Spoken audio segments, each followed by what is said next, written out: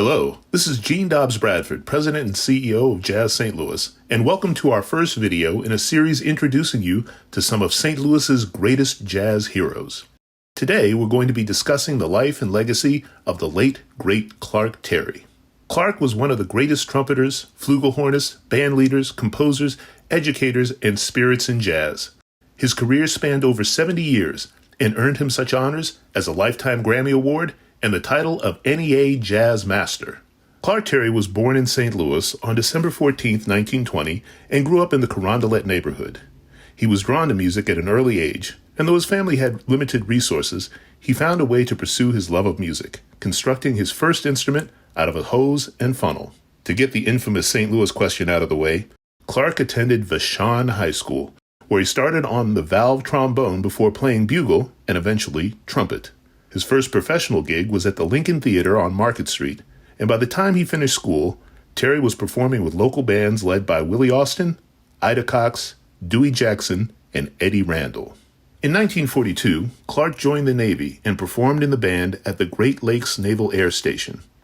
After the war, Terry worked with names like Lionel Hampton, Charlie Barnett, and George Hudson before getting the call to join the Count Basie Orchestra in 1948. He stayed with Basie until he was recruited away by Duke Ellington in 1951, making him one of the very few musicians who performed with both legendary big bands. Follow the link in the description of the video to hear Clark describe how Duke stole him away from Basie.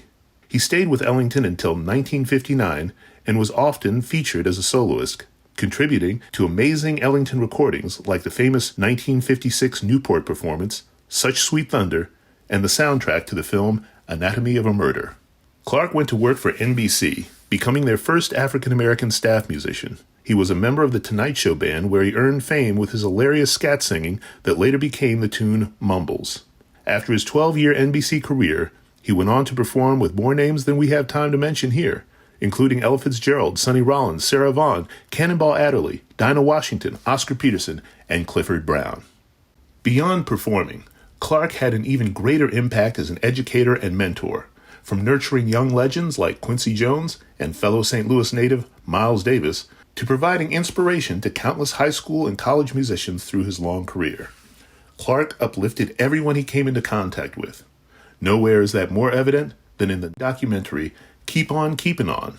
Terry passed away on February 21st, 2015, near his home in Arkansas. To learn more about Clark Terry, check out his autobiography, Clark, The Autobiography of Clark Terry. And to hear more of Clark's great music, please check out the accompanying playlist, available in the description of this video.